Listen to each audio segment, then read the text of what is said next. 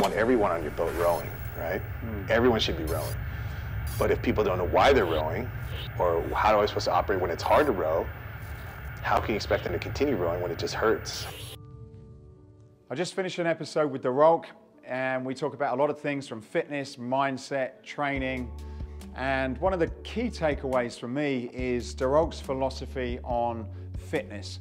A lot of the programs and concepts that you see out there are very much about within 30 days, if you take this pill or if you read this book or if you use this piece of equipment, you're going to get the body of your dreams.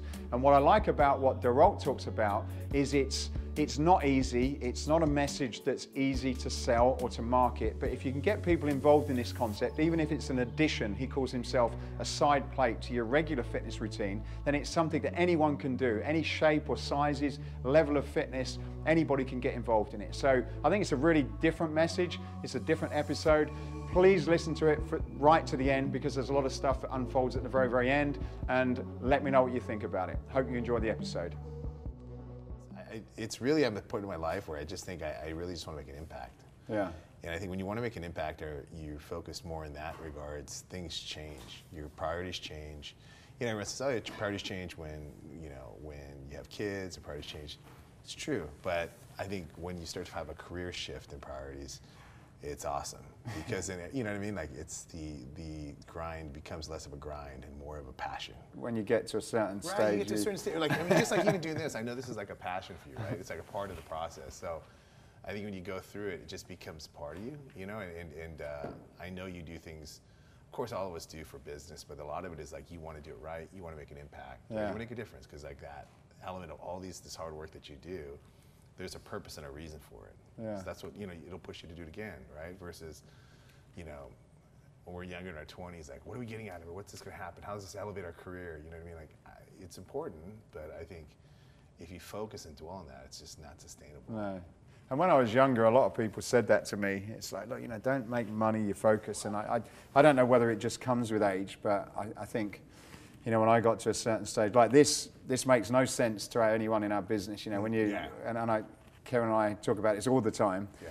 It doesn't, and so I've got other shareholders, brothers and sisters, and that, and so you have to kind of like fight to say, look, this is just the right thing to do.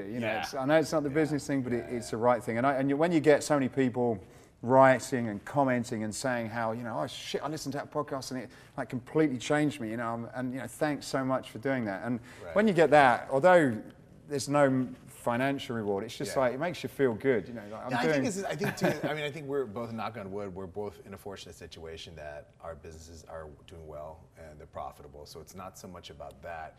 It's that you start to realize that even if you get that profitability, you're like, that's great, but it's not enough, right? No. And so it's almost, I liken it to guys that play on the pitch or the guys that play footy. The guys get out there, they win, they get paid a huge contract. That's great, but you want to win. Yeah. You want to make a difference. You want to win with your mates. You want to win a championship. You want to be the best. You want to make, it's different, right? So the grind becomes different. It's just hard. I think when you start off as in our industry, it's just you get to be an entrepreneur. You can do whatever the fuck you want to do. But the problem is that you start to get brainwashed. It's like you get systemized, right? Like, you kind of get into it like, okay, systematically, like I got to just grind. Got to work, make more money, increase my rates, get more clients. It's all you're thinking about, right? Which is important, but that's what a lot of people just burn out on because they don't understand it, nor do they want. Then it becomes less of that. You're doing training because you think it's easy because I like to work out. I'll just train people, make some money, but they don't really understand the impact unless someone really wants to. And there's some trainers out there that want to make a difference, but I think sometimes they don't know how to take the next step, right? How do you think you get from that? Like, you can always, a lot of, when you're younger, you can say, oh, it's all right for them. They don't need to do that now. Right. But when you're young and you have got bills to pay, and it's like, I've got to make some bloody money out of this. No, for sure. I think at the beginning, it's an evolution in understanding that you're writing your own book, right? So every book has different chapters, right? It tells the whole story, but all of us have kind of that first start chapter. You got to lay the groundwork, got to build your platform. So there's no getting around that hard work. And not to say that we're not working hard now. It's just we're working smarter in a sense of what we need to do, right? But you need to lay the groundwork, the foundation, because off that you can do everything you want to do. So you have to grind, you have to do all those things. If you don't do those things, you're really selling yourself short because then you're building a shitty foundation for what you want to try to accomplish, right? So I think you have to grind, you have to work hard, but in order to do that, you have to, that's when I think you start to define the elements of your character, right? Who are you going to be? You're going to work hard, you're going to be ethical with your rates, or are you going to be customer service driven, or are you going to be doing all those things? Those are the disciplines that you learned early on, right? So whether you're a bodybuilder, whether you're a fighter, whatever you do, you have to learn the fundamentals. Because if you don't have those fundamentals of hard work, discipline, character early on, you'll see those holes as you become successful. Yeah. If that makes sense. Do you think you have to, when you start, do you think sometimes you have to kind of, if you've got a passion, do you think you sometimes have to do other things to allow you to follow that passion if you can't make what you need to do to support yourself? I think, you need to do, you always need to find a way to do what you need to do. I always tell this story, people always ask me when I first started out, there's always elements of going, man, I don't know if I'm worth this, I don't know how to continue because I just can't do it. It's too hard to pay the rent at this gym.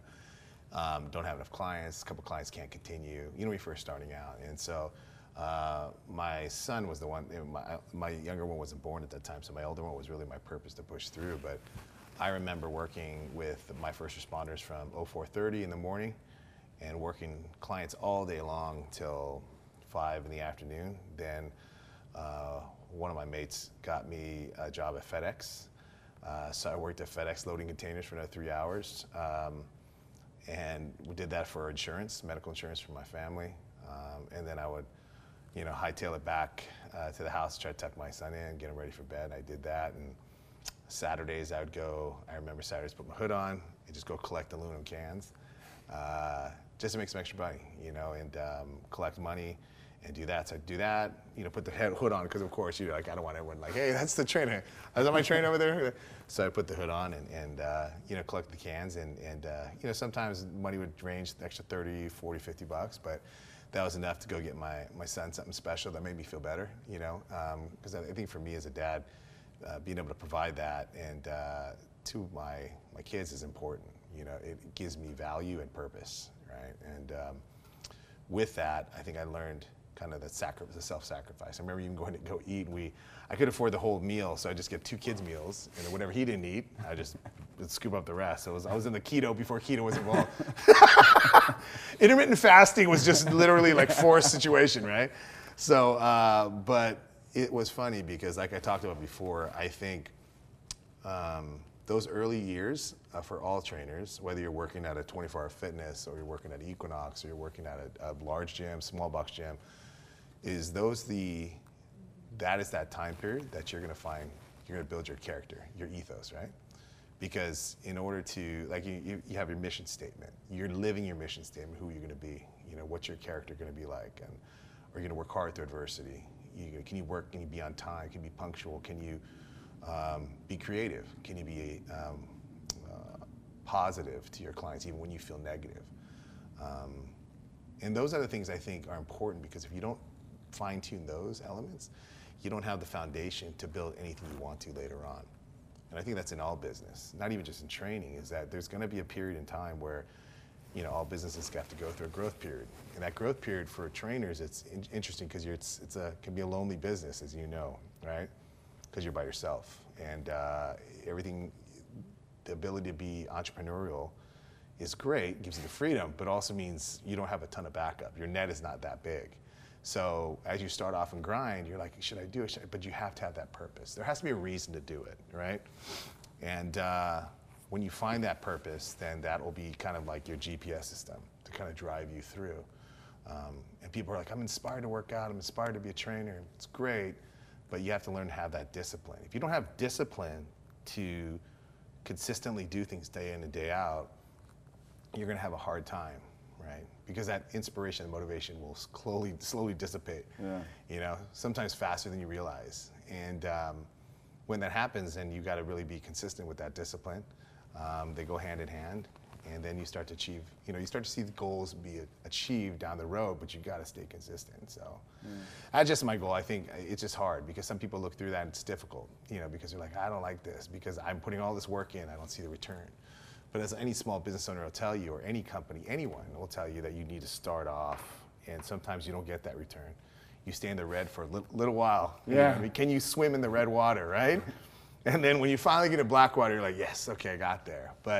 And then it talks about sustaining. It's to drive up the mountain, and then how do you stay on the top of the mountain, and then how do you find your next mountain, right? And I think that's where the consistent goal is, right? It's constant motion, evolution, the evolution of life, right? So, but yeah, it's fortunate. We're still on that grind, right? We're still climbing up the next mountain, so it's good. So take us back a little bit.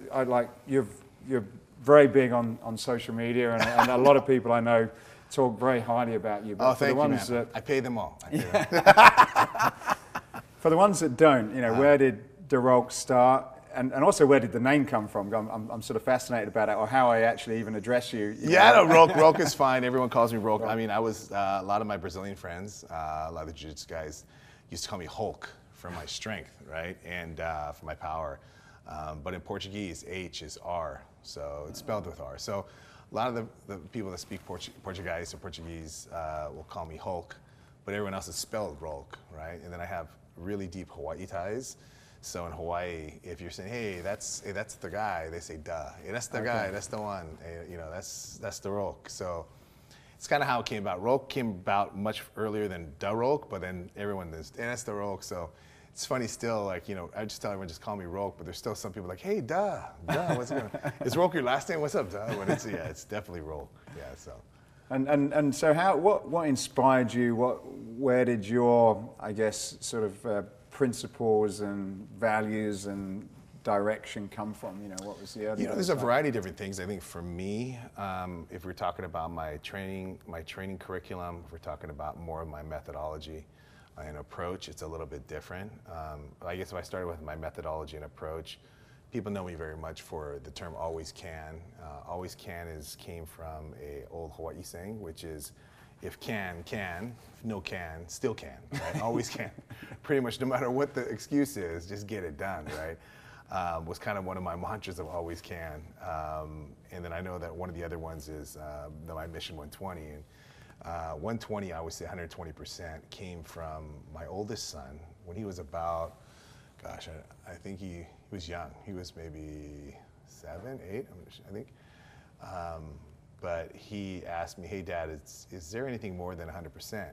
And so as a dad, oh, yeah, of course there is. There's 120%. And then, of course, he's asking me this. I'm telling the story. I'm like, well, if you look at a sprinter, if a sprinter's running through the tape, they don't run 100 meters. They run 120 meters because they got to run top speed. If you slow down toward the end, you're not going to reach your goal. And when you finally reach 100%, it no longer becomes your 100%, right? Because now you're going to keep consistently push it forward. And then at the time, my son goes, oh, okay, I understand, Dad. I said, do you do that? And then I was like, shit, no. I was thinking in my head, of course I was like, of course I do. But I was in my head, I was like, no, I don't. So I made it my mission at that point to try to go above and beyond what I believed was possible. It became a mission for me. I mean, my purpose always is to try to be a good example for my boys. And to do that and lead by example, you got to try to push what you don't believe is possible sometimes. It's always can, right? You can do it. And so even how everything has grown for me, it's always just, manifestation. Just you got to believe in yourself, and you got to believe in who you are, find out who you are, find your purpose. And if you do that, you become unstoppable. So that was kind of more my methodology that I employed in. My curriculum's a little bit different. My background is in kinesiology and biomech. That's where I went to school for. And with that, it was more about building a curriculum based around sequencing, right? So sequencing is the best way to explain it. Is if I told you to say the alphabet A to Z, you can say it. But if I told you every third letter, every sixth letter, say it backwards, it would take you some time to figure out the coding for that. And it's just understanding that your body's always trying to figure out the sequencing of things, right? And the more that your body has to adapt, the stronger it gets. It starts to understand that there's things that come into play in real life from a functional perspective that you have to learn to adapt to. A lot of the first responders, I see guys that are extremely strong and fit, and they'd be like, ah, great, and then they go on the job, or they go on a call with firemen, police officers, and they just can't perform. They're out of breath, their muscles are seizing up, and they don't understand what's going on. And I try to explain to people, it's almost like a chapter in a book. If the third chapter is strength conditioning, there's 2 chapters that come before it. The first one being sensory processing, right? taking in all the information in your environment, understanding, like right now we're sitting here checking out the temperature, the light, the cameras, all these things, you're trying to figure it out. Once your body adapts to that, it tries to organize its nervous system, and your adrenal system gets managed, and from that then you go into your motor planning, figuring out your skill based. If I'm a firefighter or police officer, I know what the skills I was taught, right? So I try to plan that out. This is all happening very quickly. And then of course then how conditioned and strong you are with your strength conditioning then comes into play. Right? Now you can execute that motor planning with those things. So I think everything's important, and I'm a proponent of all movement. You know, that's why strength conditioning people, do you like CrossFit? Yes. Do I like kettlebell? Yes. I like it all because I think it's all great. It all has value. But I definitely think that there's other elements that enhance your ability to utilize those things that you train to and you build up, right? So just on that for a moment then. So how does stress come into play with it? And I'm talking about that in a wide sense. So I guess, you know, I understand you've got quite a good background in training UFC fighters, and so I suppose you can have these skills, you can have the strength, you can know it, but I suppose when stress is added onto that, whether you're in the ring or even in life, I suppose that stress suddenly, you know, changes your ability to perform. Yes. How, is that something that you get involved with, and you know, does any of that originate from some of the sort of, you know, combat? Yeah, I mean, I think definitely. I think anytime you're, you know, in a fight, a lot of these people, you know, you punch, of course, getting punched in the face or breaking something is not fun, or having someone on top of you punching you in the face. It's never fun. But I think understanding that, being able to manage your adrenal system, your adrenaline, if you have a visual restriction, so you can only see out of one eye, right? Or your vestibular system gets out of whack where you're dizzy and you have a little bit of vertigo. Can your body regulate itself to then function and still perform at a high level? And if you find, like most of the elite athletes, or whether it be fighters or any sport in general, is their ability to efficiently adapt to any situation. You know, if they have a hurt arm, they can only operate with one arm. If they get hit in the ear, they can only hear out of one ear. Something that happens is the body tends to panic a bit, right? Yeah. Because it's fight or flight, so your body starts figuring out what's happening. And stress is the same way, I think, in real life, right? In real life, is that when stress happens, people don't know how to manage their stress. So when you don't able to manage your stress, you're looking for a solution, right? So later on, people go, oh, I went out drinking, or I went out to train. That's great to try to, you know, calm your system down. But in the actual moment when you actually need to perform, whether it be, you know, watching your kids or going on, it doesn't have to necessarily be in a sporting arena or on an important meeting and you just couldn't operate well. Important interview, important audition, whatever it was. It's hard because people go, I was ready, but I just couldn't perform, right? And I think that's where understanding that the senses are like anything else. If we consistently learn to adapt and we train them to process at a faster speed, like a computer, the most expensive computers have the fastest processors. They're not the biggest computers, right? Not the smallest computers, but the computers with the fastest processing. So for us, if we can process faster, more efficiently, it makes us stronger, makes us better, and able to maximize, you know, our potential. So if that makes sense. And do you, with your type of training then, do you, is that something that you build into it, like, you know, your ability to perform under pressure? Is that a little bit? I mean, when you start working with first responders, or there's specificity of training. So if I'm working with a firefighter, it's different if you work than with a elite military team, special ops team guy, or an ocean safety guy. They have different variables that they deal with from a sensory perspective, from a functional strength and conditioning perspective. But my foundational training curriculum is all based on understanding your body moving, right? Getting used to adapt to different sequencing movement patterns. Because to me, that's the real life of it, right? So outside of, like we talked about before, an everyday person that just is going to go out and run with their wife or play with their kids, or go to the grocery store, get some stuff out of the backyard. Those are the times when most guys pull their back or something happens, right? Because you're not ready. You weren't ready for it. You haven't trained. It's not necessarily that you mentally didn't see it happening. Is your body was not used to moving in that way. So I try to train my body weight movement progressions are much about, you know, sequencing of 3 or 4 or 5 different movement patterns as you progress through it. It also mitigates a little bit of injury. So based on if you have a specific injury, that you can, you know, deconstruct the movement so that we can modify it accordingly. But when I first started the curriculum, I wanted to create a curriculum that anyone could do, right? So there's no restrictions. So we take out the barriers of entry. So if you don't have enough money for a gym, it's okay, you can work out at home. I don't have money for equipment. It's okay, you don't need equipment. I don't have any space in my backyard. You can do it in your living room, right? I travel too much. You can do it in your hotel room. Right? I'm always on the beach. You can do it on the beach. So I think when you start taking out the excuse and people have the ability to be free with it, and they're not restricted to having to be at the gym or restricted to lifting this weight or taking this with them, it opens up the mind a bit, right? And that's real life. Not to say that it's not good to train with weights. I love it, and I do that as well. But I think the focus is really just to try to provide people a full palette of opportunity that they can go in different directions when you're designing the curriculum. Yeah. So when you came into it, was it just, like you said, an idea that you felt that's the right way to do, or did you look at it from a business perspective and say, look, this is a great idea, nobody's doing anything like that? Well, similar to like when I was telling my origin, like how I started, the genesis of everything I started. A lot of it wasn't based on like, oh, let me create a great business model. I was just trying to survive as well, and I didn't actually even have that much money to buy equipment, right? So I was like, I don't have money to buy equipment, I better be creative, right? And so understanding and really analyzing the biomechanics, how the body moves, and assessing people and assessing how their movement patterns are, if they have any type of joint instability, or they have any type of muscular imbalances or postural issues. You start to integrate that into the equation. And that assessment's huge, because then now you start to understand what you're dealing with when you go into it. And you're forced to do that, versus if I had all the equipment in the world, I'm like, hey, just get on this machine, get on that machine, right? And working kind of systematically through a training curriculum. So for me, I think when I first started, that's what it was all about. I think creating something that would be easy to do. Initially, a lot of the progressions were warm-up progressions where people utilize them to warm up, and then they can do whatever they wanted, because some people have a passion for a kettlebell, or they have a passion for doing WODs, or a passion for HIIT training. Phenomenal. You can do one of two ways. Do it as a first point of warm up and getting your muscle primed, your body primed to then execute your whatever training curriculum you want to do.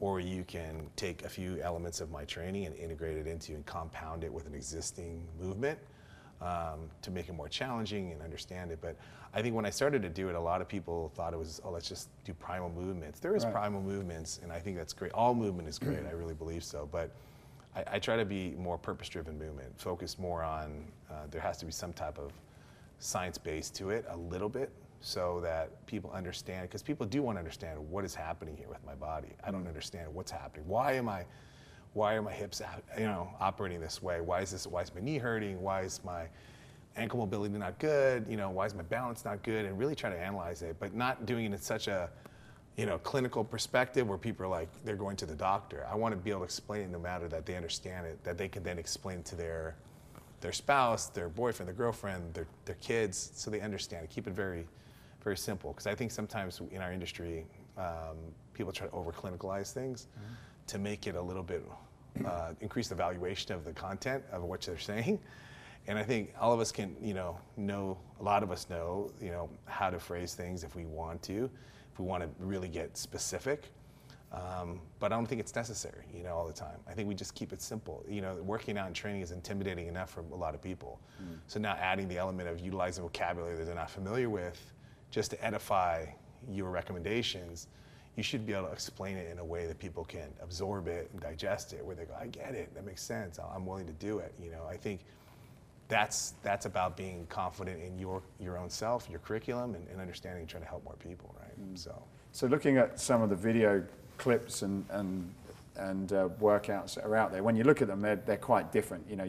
Although you'll probably get the odd person, they're not what you see doing in gyms.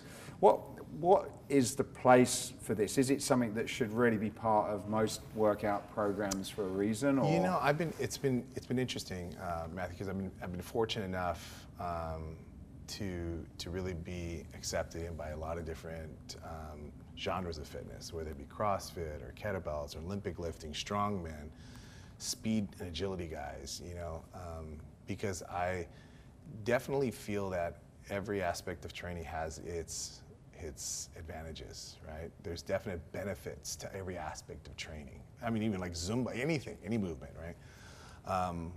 Mine is really set up to be either a standalone curriculum where you can do it yourself If you don't have those, as we talked about, you don't have equipment, don't have space, don't have time, all these other elements, that you can do this and still see results. But also for those high-level athletes or the people that are in a specific genre, even spinning and whatever it may be, that they love to do, that they don't want to replace. It's not meant to replace, it's just to enhance. So I always say be creative with it. You know, with training, it's much more artistic than I think people realize, right? It's you got to find what fits with you, and you have to allow people to have that level of creativity with it. You have to have foundationally a curriculum that they stand by, a training regimen that they stick to, whether it be a WAD or based or however you want to do it. But adding elements to it always make it more challenging. Or you can do things where I can't do this element of the training because I have an injury to my shoulder or an injury to my knee, my back. What can I do instead? And you can replace it with one of my bodyweight movements, and then it all flows together. So whether it's a complementary component, a standalone, an enhancement, I wanted to set it up accordingly, right? And I'm a huge, as I said before many times, I'm a huge proponent of movement in all phases. And so I think there's amazing coaches in every area. And even people that utilize some of mine or see some of my things and try to add it in and they add it to their own, that's great. I think it's phenomenal. I think everything is great. I mean, you know, crawling, it's so funny. We see people crawling. Oh, I did crawling with this person before. That's great, you know? I mean, we all crawl as babies, right? You know, and crawling is such an amazing movement pattern, just like walking. You start to build, you know, strength in your core, your hip mobility, your shoulder stability. I heard you trying to do was it like a 1 or a 5K crawl or something? Yeah, I did the 5K bear crawl, which was, did the 5K. Yeah, which was, and then I pushed for a 10K, but I wouldn't recommend that. I was hurting for a while after that. But it's interesting because I think understanding, you know, doing something for a long, I'm very, very much interested and intrigued by the ability to perform a simple task for a long period of time.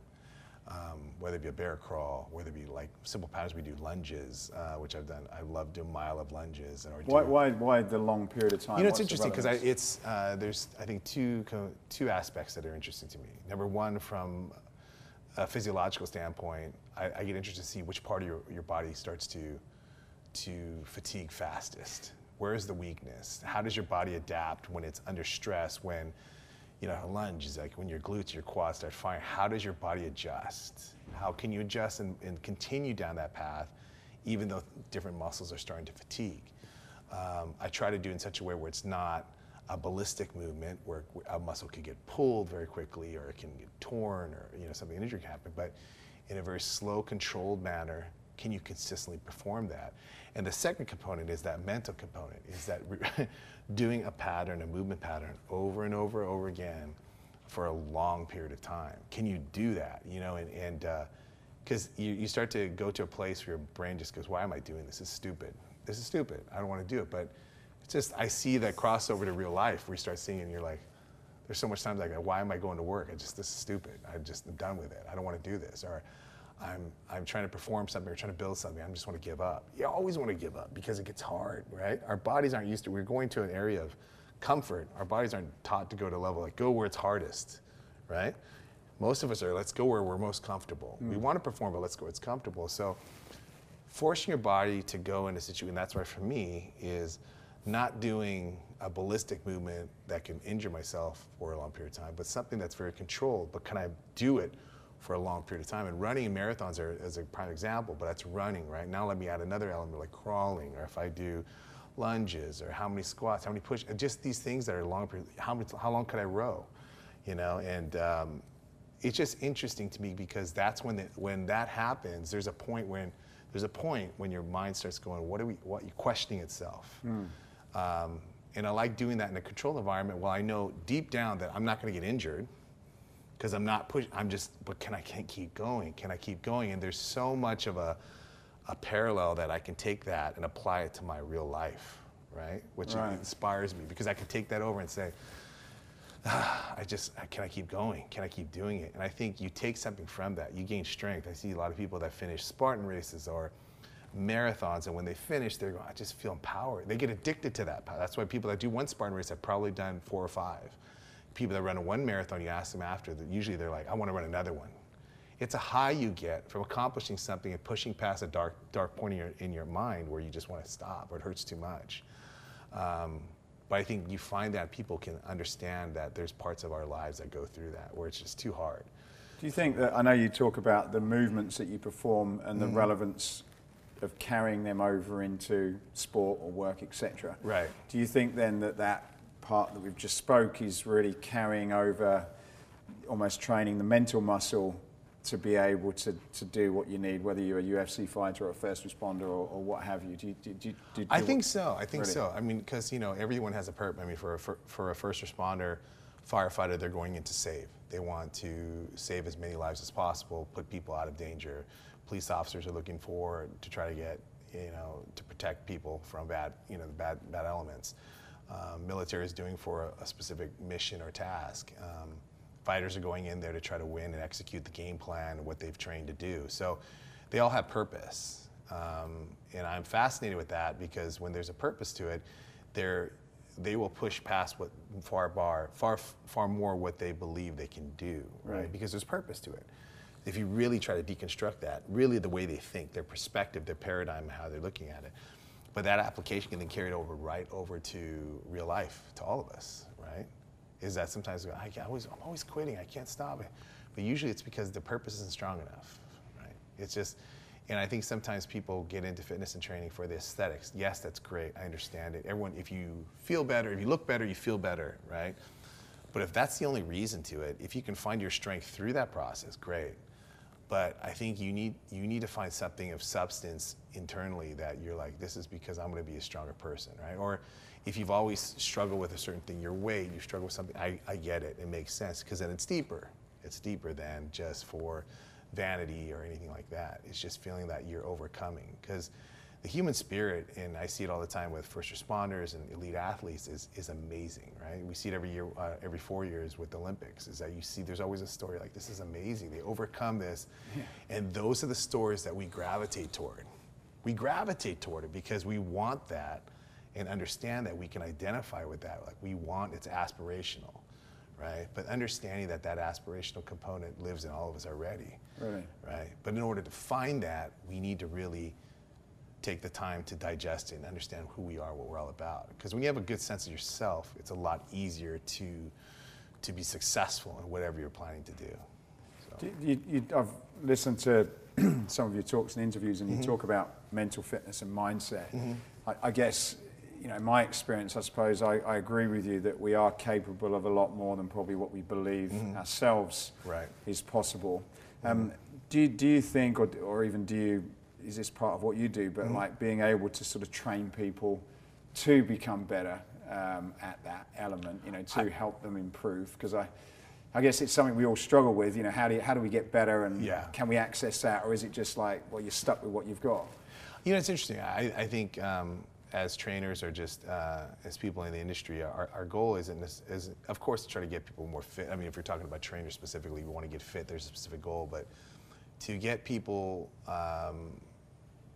I think to find their purpose, you have to be patient with us sometimes, because it's not an overnight thing, right? Is that sometimes people have to have small victories in order to get the confidence to then get out of their skin a little bit and explore exactly what they want to do. Most of us have gone through periods of adversity or challenges, and at the time was just horrible.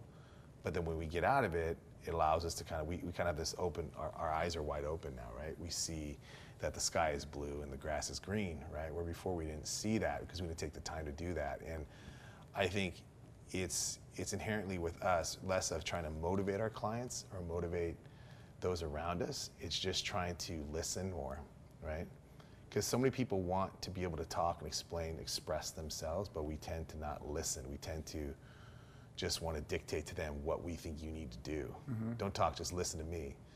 Where inherently it's better to be a better listener, right? Because a better listener, I have a better understanding of who you are, what you're all about.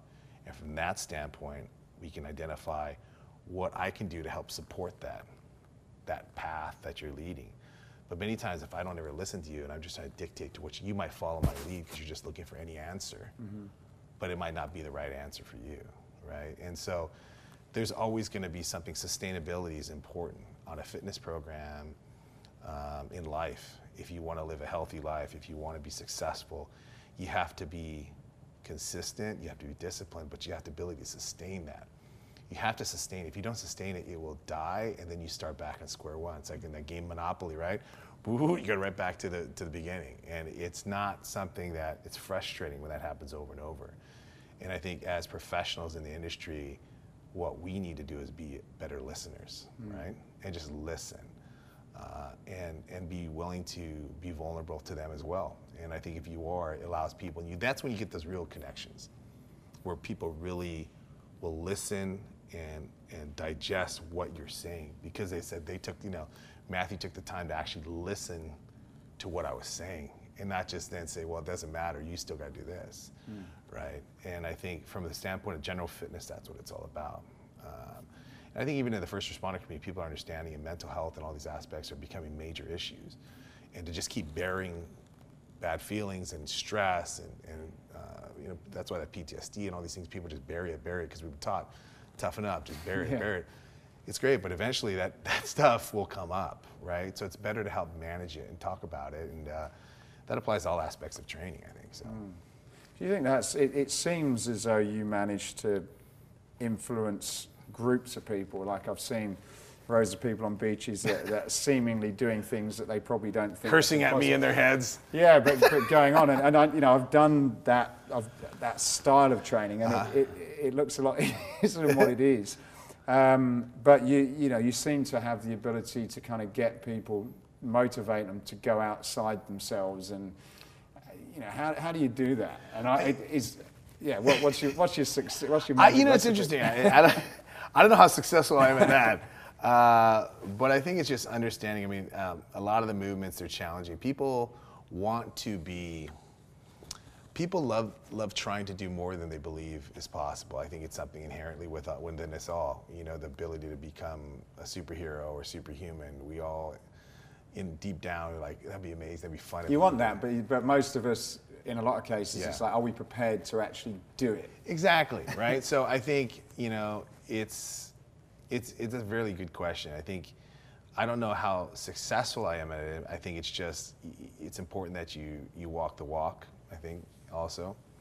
I've been fortunate enough to work with a lot of elite, first responders, athletes, and because of that, I think there's that inherent edification that people trust the system. They said, listen, if it's good enough for them, then I'll be willing to put myself out there. It's like, I'm gonna juggle knives, and they're like, well, this guy's never juggled knives before. I'm not standing close to this guy, right? Or if this guy juggles knives for a living, then maybe, okay, we'll stay closer. But I think it's more of a situation of understanding that it's a system. There's an actual system and methodology behind it. It's just not like, hey, let me just, like a drill sergeant, like, let me just drill you into the ground and smash you. And there's a system to it. And I think, I tell my trainers all the time, it's funny when we go through a certification model that there's like a 30-yard course that my trainers go through. And the RFTL 1, which is my level 1 course, is open to everybody. It's not specifically, have to be elite, but there's people that I've done courses where there's some people that do 30 yards and there's some people that do 15. And my whole thing is that I try to find where their limit is. So if their limit is 10, then we just push them 15. We don't push them to the 30. Because I just want people to understand that where they feel that their end point is, there's a little more you can go, right? Because inherently that 15, the next day they come back for day 2, that 15 now becomes 20 and 25. So I think that beach training, people find that application because we put so much restriction in our life of limitations of what we can do. We're always taught, don't be crazy, just do what you can do well. I get it, but that's really not a way to live life, right? Then you're just living, it's mediocrity. And I don't think anyone's good with mediocrity, right? I think mediocrity, they think, it's safe. Inherently, I don't think it is safe, right? Because there's gonna come a point where you just realize, how did I live my life and what it's all about, right? So I think the training sometimes is an illustration of that.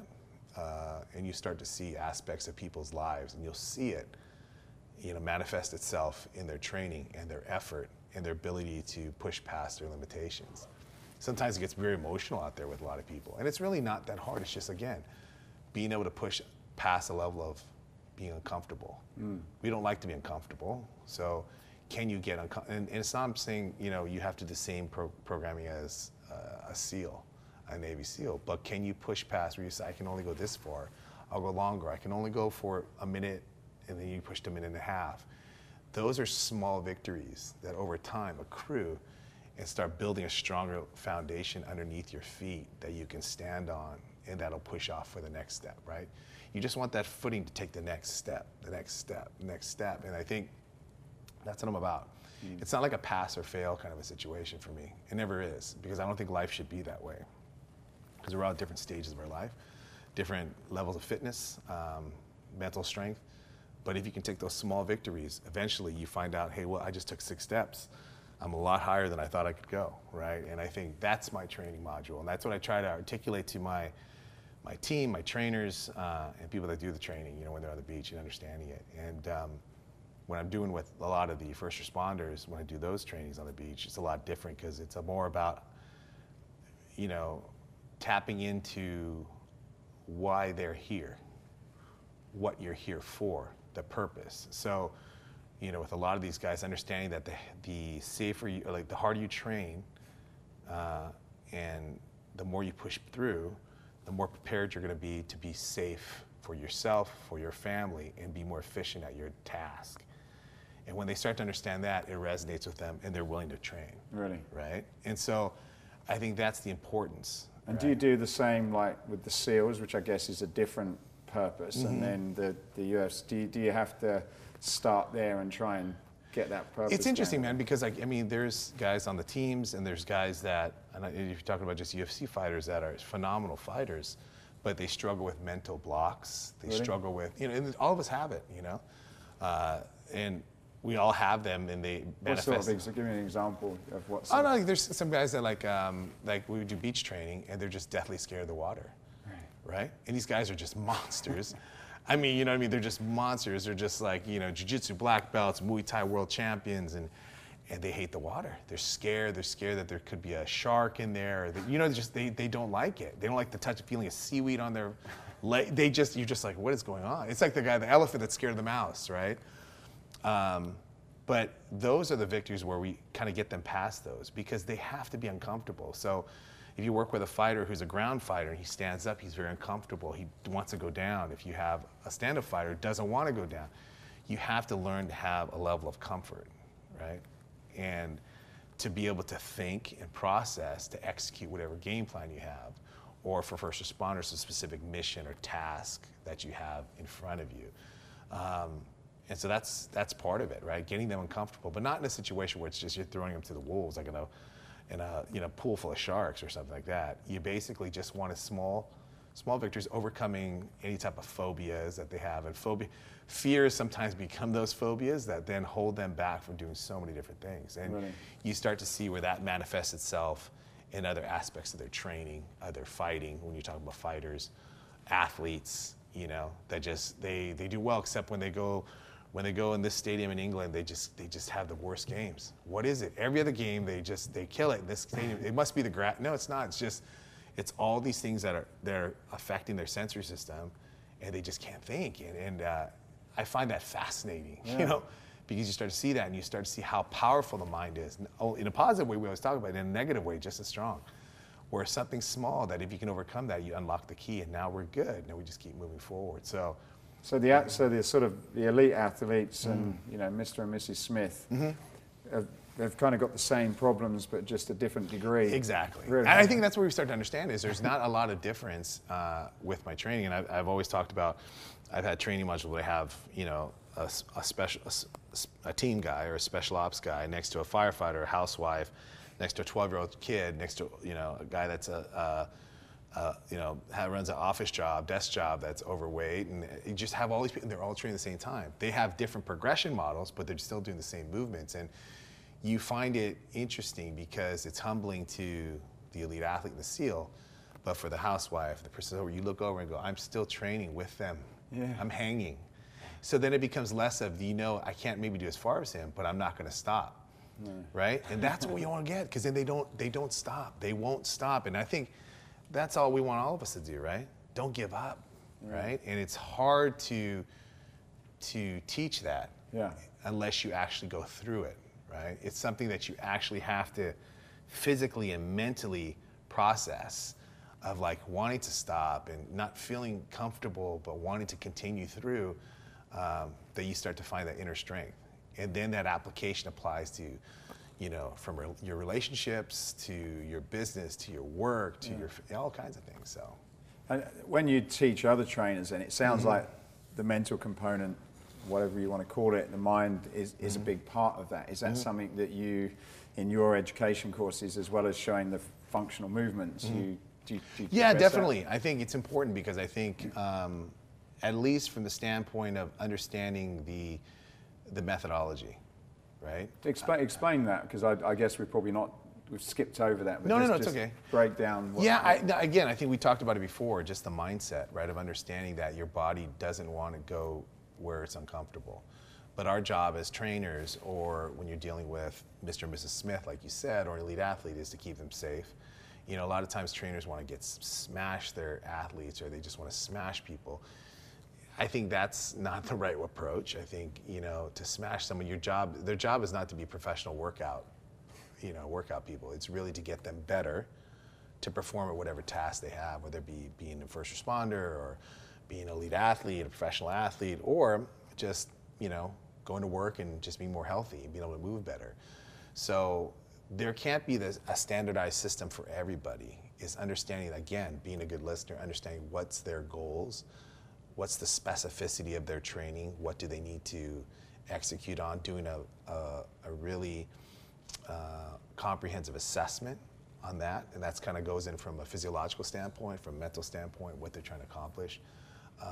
That's kind of what I teach, is understanding that. And I think then when you execute on the foundational model of my stuff, outside of just the science-based work on it, is an understanding that that is one element that everyone can do. Whether you use it as a warm-up, or if I'm not in the greatest of shape and that's my workout, doesn't matter. But it's something that it's not another task of, okay, I don't like to lift weights, I have to learn how to lift the weight. I have an injury here, injury there, I don't know when you lift the weight, I don't have a membership to a gym. All these excuses come up, versus just going, listen, all we just need is this area, let's move this table out of the way, or we have this area here. I'll show you a progression to go through. And it's just keeping it a short period of time, again, and then you start to elongate the time. So understanding that when you first start off, you have to, you know, I always say laugh because I crawl so much, but you got to crawl before you walk, before you run. And I think understanding that as trainers, right? Because I think when people in the industry go into it, they don't really understand that, right? We're like, let's smash it. I'm gonna be more valuable trainer if I can train you, Matthew, and you are just smashed at the end, and you're gonna give me respect for that. That's really not what it's about. If your respect is then you're smashed and you're back, and oh, that was a hard workout, mate. Like, that's great. And I'm like, I got a good one. That's not what it's about, right? You know, and but understanding, it's understanding and being able to operate and build curriculum without equipment. Can you, as a trainer, create curriculum without load, without equipment? Very hard, because then you really have to understand the biomechanics and how the body works, how the muscles work, how the hinges work within the body, how your nervous system is going to react, your adrenal system. And that's what I want to try to teach more trainers is, if you can understand that, then the other elements are not going to be as challenging, right? Because then you can be creative. It's like, if I want to teach you how to cook, I'm not going to teach you how to use all these different machines. Hey, let's just figure out how to chop. Let's figure out how to sort, wash the bed. Like, you got to learn. There's got to be an evolution to everything. And I think as trainers, they're thrown so quickly into here's a training module, teach them to take on this machine, that machine, this machine. Really, there's not that time that's taken with all trainers to kind of educate them and understanding it. And outside of just the body and how the body should work and the muscle should work, is how are we processing this, right? How are we going to make this client stay consistent? Are there any areas that are holding them up from executing things? So, are you finding people are sticking in your experience at this type of training? That it's something that they're keeping up? Because I know most people, they don't stick with a lot of workout programs. Yeah, you know, I find it's interesting. I think what happens is that people use this training to start off, and then they get very passionate about, they'll consistently do this training. Then they want to add load to it, or they want to do something great. So they will do that, but they'll still have a couple days a week that they'll do the RFT. And then sometimes when time becomes an issue, and then maybe they kind of fall off from doing spin, or for doing their CrossFit WODs, et cetera, they go, I just need something, and they'll do RFT because they lean back on it because they know they can do it anywhere. They know it's not any weight. They know they can get a quick one and get a quick burn quickly. And I think that's where it usually falls in, and then they start to find the passion. It's a cycle, as you know, with all our training. We have to keep it creative because we get boring. You don't want to eat, meat and potatoes every single day. Or for us vegans, you want to eat like salad every day. But like, whatever you're doing, you want a variety in your training. I think all of us do. We always want to keep it fresh. The body will adapt to it, keeps us interested in it. And that's why I've always, explained to my trainers that, yeah, it's a standalone system, but it's also a system that's designed to just enhance, whether it just be one movement that you put into your workout that you do as a warm-up, or a cool down, or a compound component of it. That's all what it's all about, right? So I think that has always been my approach. Then it always becomes a thread in the DNA of your training module versus I'm kind of done spinning, I'm gonna go to yoga now. I'm done with yoga, I think I'm gonna do HIIT training now. I'm done with that, I think I'm gonna, So I think understanding that is kind of one of the things, is keeping it fresh and keeping the variety across the board. But I try to keep the training as foundationally specific as I can, so that people understand it, and no matter what your fitness level, that they can, engage in it. Right? It's hard because a lot of people, if it's too complicated, they won't do it. But after you master one movement, it's understanding sequencing. You add a compound with a second, compound with a third, and your body, you get mentally stronger. Your body starts to understand of moving in different planes of motion, different movement patterns, and consistently doing that with, under stress, under time, under all these different things. So I think those are all aspects of the training. So. And for people that have not seen it, like if you had to explain what it is, from the movement part of it, what is it, like crawls and jumps, and how would you describe it? Yeah, I mean, there's a lot of my work, like we do a lot of crawl work. I mean, it's a foundational movement pattern. We all as babies crawl. It's crawl to get strong enough to build our core out, our shoulder stability, our hip mobility to sit up to stand, stand to walk, walk to run, right? We have to learn how to walk. We have to learn how to run.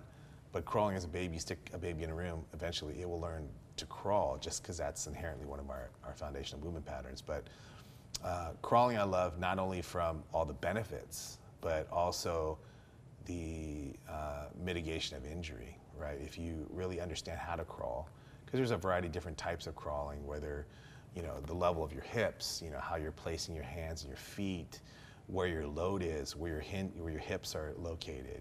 There's all these other elements that people think crawling is just crawling, but it's like saying walking is just walking or running is just running. It's a movement pattern, so understanding that. But there's a lot of crawling in it.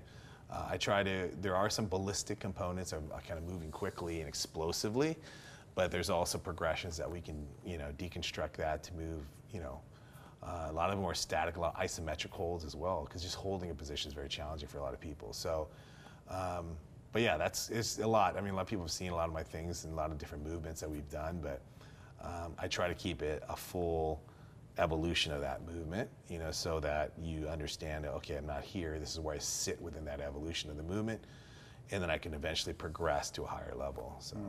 And in terms of the people that you're working with, you mentioned you're doing a lot with first responders, and you also said, like children and people with different kind of disabilities. Is that right? Yeah, I mean, we work, a lot of my training curriculum is utilized by, kids with sensory processing disorders, for kids that are on the autistic spectrum. The vestibular system and regulation is very important in understanding that. I'm fortunate to have a lot of occupational therapists that work as my certified trainers that are out there, and they have such a high level of expertise and understanding of just that sensory processing, because that's a lot with the autism, really understanding how you process the environment around you, right? From an auditory sensitivity perspective to a visual sensitivity perspective, but also the vestibular system is just understanding that when you're moving in a certain way, your body tends to regulate itself, and I find that fascinating, right? Especially for young kids. And when it's almost soothing to them, right? So the movement, it's just fascinating. So those of us that maybe don't struggle with that sensory processing, understanding that that's what's happening within the body is is really intriguing to me, right? Because then how can you take that to another level, right? And we talked about before, like working with geriatrics and the elderly, is that a lot of them start to stop moving, and that's where their health starts to decline, especially when they go to senior living homes, et cetera. So allowing them, teaching them not only to hold static positions, but learning how to move and keeping their joints mobile, and building strength through that safely. It's exciting because then it's quality of life, right? They're able to move more and be more active. So I think for me, it's just, purpose-driven movement, I always say, and trying to affect people in a positive way. So you're getting people in their sort of 80s and 90s crawling again. Yeah. They're like, why is everyone in the senior living? They're all crawling all over the place. But yeah, I mean, pretty much. I mean, it's just a lot of body weight movements, the foundational stuff, a lot of body weight movements. But I think as we move on, I've added other elements to it to incorporate load and resistance, to add other aspects, other muscle groups, and recruit other other focus areas within the body. And of course, when we start dealing with first responders, there's more specificity and other sensory processing stuff like vestibular system and proprioception, et cetera, and visual deficits, auditory deficits, sensory deficit training, and seeing how that affects your body and how it affects your system. So. And do you think that's one of the things that's been missing out of a lot of training programs? Like we spoke before, everyone's into this kind of linear training. Is this a sort of a bolt-on that you think more people are going to start? Well, I think it's good, and there's nothing wrong with it. I think linear training, there's definite pluses to that, right? To hypertrophy training, to build bigger, stronger muscles, to really start to build, power, like, for you doing snatches and cleans and just having an environment where the weight's extreme, is balanced, the bar is balanced, you're in a static environment.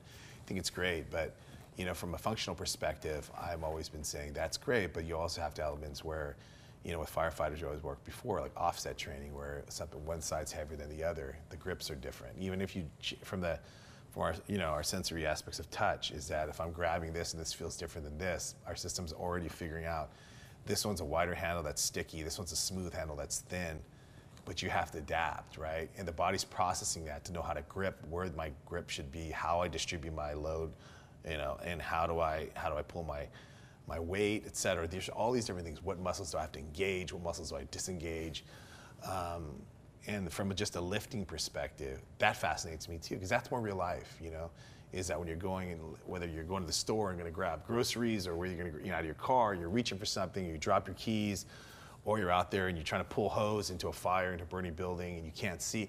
There's all these other elements. That's, to me, more realistic to functional training, right? And I think that's where functional training comes is, can you be functional in life? And life is not static, and life is not balanced, and life is not that way, So I think there's a definite time and place for that training. I think it's great to build strength and speed, et cetera, but you also have to have that element of, if it's not perfect, if it's offset, can your body adapt, right? And maybe not, you might not get the benefits of hypertrophy, in a sense of like, you're not might get the best muscle building, because people want balance and symmetry, et cetera, and I think that's great, but also you have to be able to be functional, right? Can I be functional, right? And I think that's where the majority of our world wants to be. They just want to be able to live their lives functionally stronger, functionally more conditioned, and be able to adapt to our, environments as efficiently and effectively as we can. So, and in terms of general people, is that likely to kind of just generally improve quality of life by, kind of being able to, do some of the things that you've been talking about? Is that likely just to?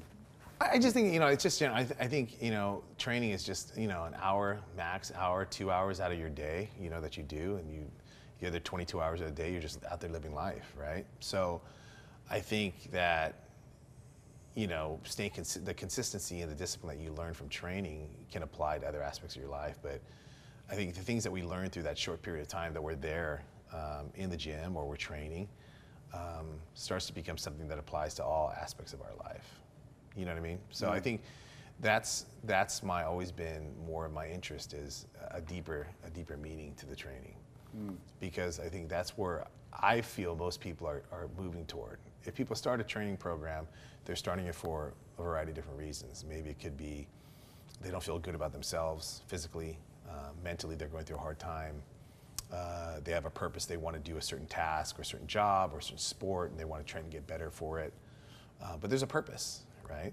And I think those are the programs that usually stay consistent. That's not a coincidence.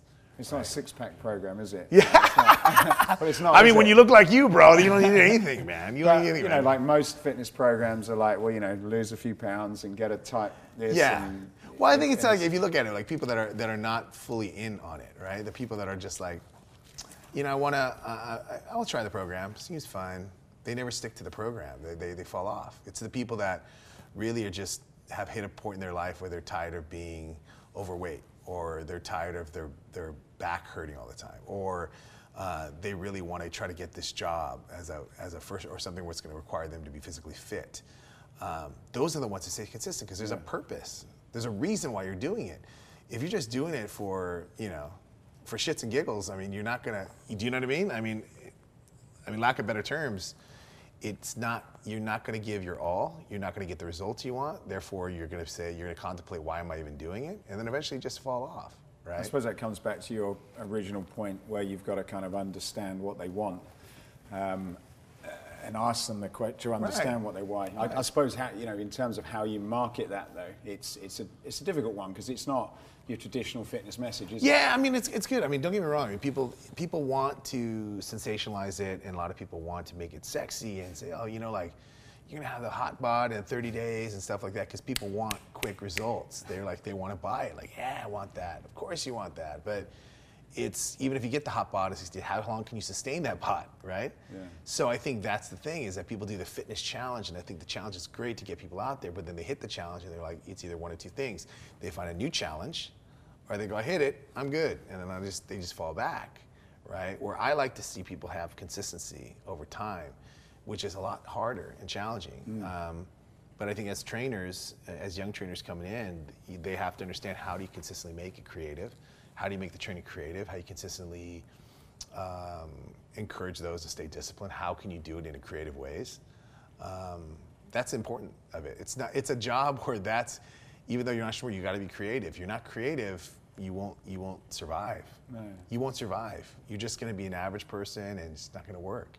People are paying their hard-earned money to you to really inspire them. People consider their trainers almost therapists, right? They're there to tell about their day, or whatever, but you're there to make them feel better and inspire them. And in order to do that, you have to be creative, right? And so one of the things for me, again, is that can you be creative with that? Let me take away all your weights and all your equipment. Can you do it now? And a lot of them are like, what do I do? You got to figure it out. A lot of them don't know how, you know what I mean? And I think that's where it's uncomfortable. A lot of people don't like it, so they go right back to it. It's too hard, right? But I think if you give them a template and a blueprint of how to kind of follow it, it's honing their skills, right? It's like you're not giving them crutches, you're teaching them how to walk with and just learning how to move with it. And I think we're so quick to just like, let me hold your hand through the whole process. It's important, but you also have to figure it out for yourself and find out your own approach and those kind of things. So I think from a marketing perspective, that's where my side is a little bit different. The people that want to be creative, want to make a difference, everyone has a great message. A lot of people can inspire those around them. Even if you inspire one or two people, it's amazing. But can you sustain that over a period of time? In order to do that, you've got to be creative. You have to be creative, because there's going to be days you're too tired to be inspirational. I think that's the thing. It's the key thing for any fitness is to help people to sustain it. Right. And that's the common problem in the traditional fitness industry. And I think, it's the same marketing message. It's kind of the same type of workout, selling the same thing. And I suppose, what you're doing is a lot harder, but once it is. It is. I understand. The long-term benefits, regardless of where you are, it's a long-term benefit. It's a long-term sale. It's there's a lot of work. No, I totally agree. I think that's the thing. It's understanding that, in order to do that, you have to understand that it's going to be a challenge. It's not going to be easy every single day, but it's important because everyone that starts in a program, a lot of them, when they start off, they want to be a part of a community, a tribe, if you will. Everyone does. That's why Spartan Race Communities, CrossFit, they've done a great job of creating these communities because people want somewhere where they feel comfortable, with like-minded people that are making them feel better. They want the environment because their work job, they can't necessarily control who is in their workspace. But when you work out, you kind of have a feeling of, even if you're in a big gym, you have a subgroup that you kind of hang with your friends, a couple friends that you love just working out with and feeling good. So I think understanding that a little bit better and being sensitive to that and knowing that a lot of times when people are coming, this is their 1 hour of the day that they're looking forward to seeing you, Matthew. They want to see you, want to hang with you, they want to talk to you, that you take onus of that responsibility of that hour, that you're dedicated to try to do the best you can for them. It's hard, you know, because as trainers, there's a lot of adversity you go through, from paying bills to losing clients, to trying to find more clients, to being tired and not feeling great.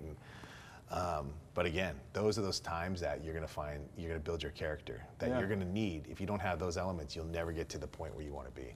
So I don't know, that's my and it sounds like that's the fundamental part of your principles as well. So it's kind of like a full circle thing, really. Yeah. So how do people, if someone's interested in doing this, I'm fascinated. I'd love to jump into these courses now. But how do you get involved? Are you doing workshops? Are you just so I'm starting to launch out now. So there's a lot of exciting things coming up that I'll be announcing soon. But as regards to certification, I've always set up that RFT Level 1 certification as something that anyone could attend, right? So there's a myriad of different people that attend that, right? You have from first responders to military, police, to just fitness people, bodybuilders, to CrossFit guys. There's all kinds. But it's great because it's I've always seen kind of this cohesion of people after it's all done, where they kind of come together, which is great. But I started doing only in like Southern Cal, but now we're going to be launching globally. I'm going to Australia to do one in Australia. We'll be doing more internationally. When I come back this next year, really going to do a lot throughout the country. We're starting to do some throughout some of the larger gym chains in Canada and the US. That'll be launching soon, but you going to the UK? Yes, I am. Actually, our good friend Jason Worthy. So Jason, I think, is going to be opening something up there, and he's going to be doing some things out there. So definitely UK is going to be on there. Dude, we got to go out there, brother. I can't wait. I'm just waiting for it to, like, the weather. I was like, hey, Jason, when's a good time? The weather is. He's like, you got about 2 or 3 days. He's like, England? Yeah, I got about 2 or 3 days there sometime in the spring. I was like, okay, brother. So, but yeah, definitely. I think it's exciting. I want to get it out there. It's fun. It fuels my soul to get out there and see people inspired. And also, I think it's a practical course. So it's not so much just in the classroom and understanding where we're just explaining things, but I want people to feel the process and have to push past things, push past soreness and push past things and get to a place where you're like too tired to go, but they push past. It's just amazing the empowerment that you see with people, right? And I think you take that and then you could add that element to not only your own life, but if you were a trainer or you're a business owner, how you take that on. Because all of us go through that. We all go through that in a different way, right? And understanding how the brain works to operate that and seeing how that affects your ability to execute on specific tasks and execute specific goals, it's fascinating because you're like, damn it, like I've been holding myself back from so many different things. And you just remember that. It just like sets a fire inside yourself to be like, dude, this is the next level. This is the next level. That's where you hear a lot of people just like, I can do this. Because it's an internal thing for all of us, right? We all have our own issues. No matter how successful you guys are, whoever is operating is successful, you can always push farther, right? Mm-hmm. But I think you start to lose. It's less of how much money can I make? It's more about what's my legacy? What can I do? How can I affect more people? And it starts with ourselves, because you get to a point where you just like, I can't do anymore. I just tired. But then you find your purpose, find your balance, find your purpose, and you move forward. Because a lot of people have to take a moment and you push past. So what's your passion or purpose then? Oh, definitely it's my family. For me, purpose for me is my family. Everything I do is for my family. I think for me, it's been my compass and kind of got me through. Sometimes when we're going through our life, we lose our way, right? We take a wrong turn. We come to a dead end. And so a lot of times we just want to stop. We want to get off the map. You know what I mean? But then when you realize that you have your compass, your GPS, there's a reason why you're doing it. So you just figure it out. And I think that's what we all need to do in life, right? Sometimes we have control of things, and sometimes we don't, but figure it out. Figure it out, right? And that's what we talk to first responders all the time. Figure it out. Well, the hose doesn't work. Figure it out, right? Team guys, this doesn't work. This doesn't work. Comms don't work. This doesn't work. Our guns don't work. Figure it out. It's always about figuring it out. But that applies to everything. Lost my job. Figure it out. If this, figure it out. And I think that's the huge component of kind of my message that I like to push out is the empowerment component, because I think the idea of having and affecting a large group of people in the world that can actually find the internal fortitude to kind of go forward and push past, it's amazing, because there's so much more amazing that's inside all of us. And you can imagine people that have stopped right before, we had talked before, all these inventors and people, if they would have just stopped, all these inventions would never have happened, right? If you think about it, I mean, it's documented. If you just would stop, they're like, none of this would even happen. We'd be living in the dark still, so, and not flying anywhere. So it's like understanding that sometimes the biggest breakthroughs just are one step outside of where you think, that's it, I'm done. And then if you just would have stayed one more day, it would have happened. So, and maybe it doesn't, but maybe it happens in 2 days. But finding value and worth in doing your best every single day is the key, right? Yeah. If you find your value in that, that will carry you through the times where you don't want to do it anymore, right?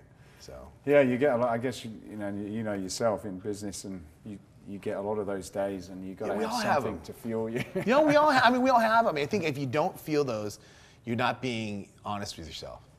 You're not being honest. Now you're just putting up a front saying I'm invincible, I can do it. No, we all have. I have them. I'm sure you have. We all have them, and we all have our tough days, our stressful days, our days where we have doubts and different things. But I think it's a habit, right? The habit to find a way, right? Everything is a habit. It's just we're creatures of habit. So we want the habit. So why not make our habit our ability to find a way? Our habit is to always can. Our habit is to give 120%. That's our habit. Yeah. If that's our habit, now you become unstoppable, right? Because excuses go out the window, right? But it's not something that just inherently is going to happen. You have to train for it. So in the beginning, it's a little uncomfortable, but everything should be, right?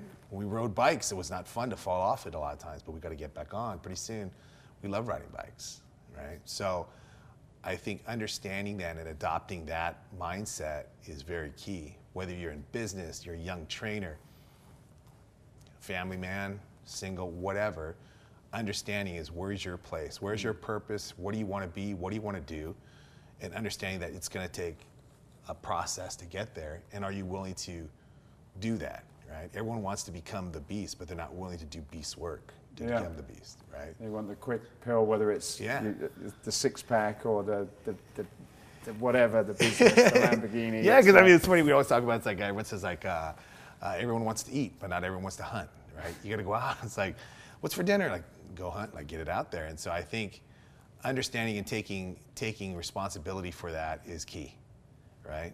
And what a society would have if we all took responsibility for those things and understood that we're responsible for our own happiness, we're responsible for our own effect and footprint in this world, whether that be as a trainer, as a businessman, as a father, husband, wife, girlfriend, mom, dad, whatever it is.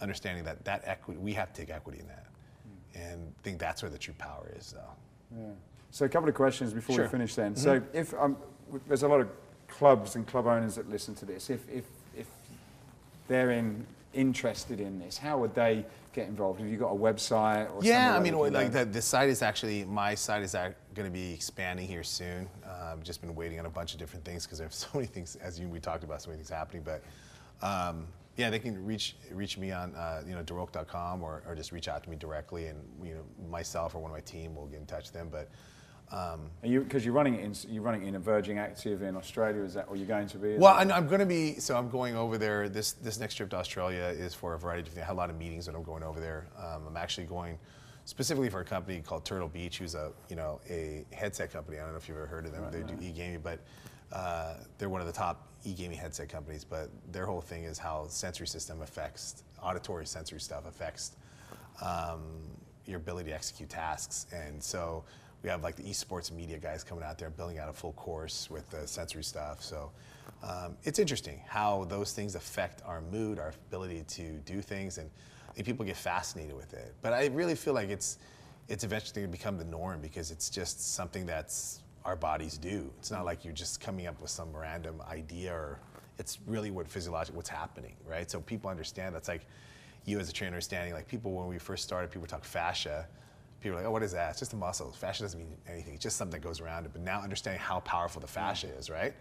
It's like I said, understanding how your body processes sensory information and how that really affects your ability to execute on all the other fuel you have in the tank. And they're like, wow, affects it. And so, but if that's strong, now you're unstoppable, because now you connected the two circuits, right? So, yeah, definitely. I mean, I'm excited with a lot of the trainers. We're going to do stuff with gym owners, with gym chains, et cetera. But the courses are going to change. Right now, it was a 2-day course, but for a lot of the gym owners and gym trainers, just for lack of time, we've combined it into like a 1-day course. So it's morning and the afternoon, like 3 hours in the morning, 3 hours in the afternoon. But it's fun. It's great team building. But also, I think it allows your trainers to become more powerful. Gives them a stronger arsenal, a larger arsenal to leverage off of, to utilize with all their clients, and it helps gyms become more effective trainers. Better trainers. Create happier clients, happier members, that kind of thing. So yeah, I think the philosophy behind it is probably equally as good as the actual training part itself. No, seriously, I think it's an interesting philosophy on on sort of working with people, and as you say, it's a lot more of a sustainable approach than some of the ones that I've seen. Yeah, it's hard. I mean, like you've been in the industry for so long. As you talked about to me earlier, right? As a bodybuilder and as an athlete, so you've seen it from the athlete standpoint, a trainer standpoint, and a business owner standpoint.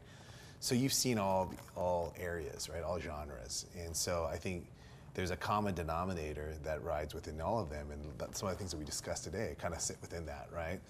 Is that you can apply, there's application to the things that we discussed in everything that you were doing, every step of the way.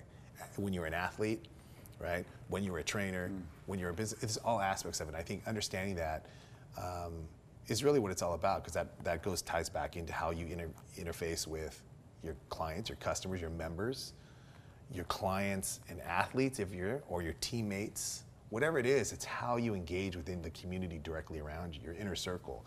And the stronger your inner circle and the more like-minded your inner circle is, the stronger your core is. The stronger your core is, we all know what the core, that's where it's all at. Yeah. So you have to have that strong core that starts within ourselves, and then with our inner circle, and then it kind of becomes the ethos and the mantra of the entire organization. And that's where the organization becomes strong and robust, because then through any adversity, any unforeseen issues, which will happen, the company knows this is how we handle it. Yeah. This is how we're all built. This is how we all do it.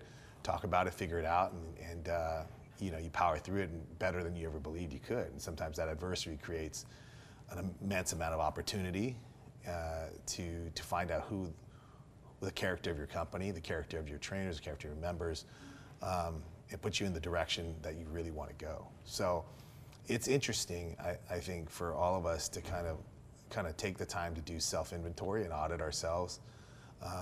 I try to do it on a daily basis, but really? Yeah, because you just start at the end of the day, you say, what did I do well? What did I didn't do well? Where could I improve? And be humble enough to understand, listen, I'm not great at everything, and I make a lot of mistakes, and I could have done that better. I shouldn't have reacted that way. I did that okay. Could have done that all right. Because I think that's important. Taking that personal inventory, you take accountability for your actions. And only when you take accountability for your actions can then you figure out, okay, this is what I can improve upon, right? If you don't, then you're like, I'm great at everything. Yeah, I guess just being aware and observe, because a lot of time you just roll on, don't you? You roll on, right? Exactly. Just like, I'll just move to the next day. But then it's kind of the same thing, like running back and running your head into a wall. And then come back and running your head into the wall. You're like, listen, if you just take a step back and you realize there's a door 2 steps to your right, maybe you won't run your head into the wall. You're like, shit, I didn't know that. And then you step and you open to the door. So I think all of us get so stuck in I don't want to say the rat race, but that full on just every day we gotta go, that we forget to look up. And we also affect how our actions and our mindset are affecting those directly around us. And as a business owner and a club owner, you have a team or a family around you that is looking to you as an example, as a leader. And if you don't see that, then how can you expect your staff and your team to do the same, right? So I think that's accountability. There's much more responsibility from gym owners and business owners, but also you have the power to evoke change, right? And really set the tone for the company, right? Then you'll see who are the employees and the staff that are in line with your thinking, that are gonna help you get to where you wanna go, and those that maybe aren't. And maybe you can help get them to that level, and maybe that's not the right situation for them. But the sooner you know that, the better. You want everyone on your boat rowing, right? Everyone should be rowing. But if people don't know why they're rowing, or how am I supposed to operate when it's hard to row, how can you expect them to continue rowing when it just hurts? Right? So I think it's important. I think that comes back to, like, from firefighters to special ops to military to, it's all about working as a team, right? And it's all about, for me, team, family, it's a unit, right? Of people that are doing things and have accountability for each other, support each other, and that's where the power is. And I think if, cultivating that type of mindset is something that excites me, because if we have more of that cohesion, I think the world will be a better place anyway. Yeah. So. And I guess it lifts each other as well. It lifts each other, right? Because all of us have bad days, but knowing that you go in a situation that even when you have bad days, your family, your team, your group, your tribe around you are like, bro, we got you. Makes you feel good. It makes you want to do the same for the other person. Then it builds these connections, these stronger connections of trying to work with each other in a cohesive environment, in a big team. It's like a scrum, right? We're all working together. But in order to get that point, it takes time to build that. And it starts with the coach, it starts with the leader. And I think that's why there's even more responsibility and accountability applied to the gym owners. Where do you want to go? Where do you want your business to be? What do you want the environment in the community within your business to be? How do you want to affect those in your community, right? What is your purpose, getting back to it? So I think when that gets identified, it's a lot easier then to decide, how am I going to apply these strategies and this mindset to my own life, to my business, to my family, to my people. And I think that's where you achieve that level of success that we're all looking for. So final question then. Yes, sir. Escape Your Limits is about escaping what either you've believed is impossible or other people have said is impossible, and then gone on to make it possible. What would be a memorable example of escaping your own limits? My gosh, that's a great question. I think going back to what we initially talked about with how I started, when I first started this, and we talked about building the character, et cetera, I never thought that, we would get to the opportunities that are in front of me now, and the things that I've been blessed to be able to do now, the people I've been able to work with, the places I've been able to go, and things I've been able to do. Because I think what happened to me is my limitations were, once I found my purpose, which was my family, as I said, then the purpose became passion, right? And then when purpose and passion come together, it's almost this, this chemical reaction that happens, right? When you're purposeful about something and you add passion to it, and you've already built the character of discipline, consistency, and add that to the equation, it's a really amazing feeling, because you do feel, we talk about superheroes. I've been fortunate enough to train real life superheroes, and then, guys in the Marvel universe, with Chris and Josh and all those guys. And as kids, we always want to be superheroes. We want to do more than we believe is possible. And I think for me, I always wanted to do things for my boys and my family, and try to be a good example and give them a life that I felt was what they deserved. But then you start to realize, when you live your life a certain way, you're able to affect those around you. And for me, I like to inspire those to then, again, like exponentially then inspire those around them, right? So that's why now I'm very passionate to work with trainers and work with gym owners or trainer programs, et cetera, because these now are people that can go out and they have amazing skills and talents, some of them far more than I do, that can affect so many people that I never would have even affected. So I think that mindset it's not so much in my training program. I mean, the training program I believe in and I love, and it's who I am, but it's the mindset. I never thought that I could take on and adopt a mindset that then could then spread to others to apply that, and how this mindset can affect not only the fitness industry, but people's relationships at home, at work, and build everything up, right? So it's an amazing feeling to feel that I'm making a positive impact, right? Because we all come into this world, we were born, then we die. And all I want to do is try to leave it better than when I found it, right? And I've been fortunate enough to be placed in an opportunity to, I think, have a small piece of that. And again, limitations is sometimes you just have to focus even when it's hard, and believe in yourself, believe in your vision. And once you find that purpose, keep applying it, find the passion. And when it all comes together, it's a magical thing, man, because it's like it's an elixir that when you take, it's unstoppable. It's this fire that comes inside, starts burning within you, and you start realizing you can help and affect so many people that go into different genres. And I mean, when I was in fitness, I thought it was just going to be about fitness. Let's get people in shape, let's train people, and now you're talking about affecting people in various areas. Kids with sensory processing disorders, people that are in the inner city that don't have money, that are like people that are all these different things, areas of people that have spinal cord injuries, and just everyone has a story. Everyone has their own level of adversity. But be able to play a small part in helping those people in whatever way. It might not be me, but it might be me training someone that even trains someone else that helps. It's amazing, man. It's amazing. It's a blessing. I'm humbled by it, and I'm happy and excited for the journey. But I appreciate you, giving me time to talk today. It was great. It was great talking. So fantastic. Well, Darrell, awesome story. You're the man, good brother. luck on the journey, and You're the thank you man, so much, mate. man. You're the man, brother. You're the man.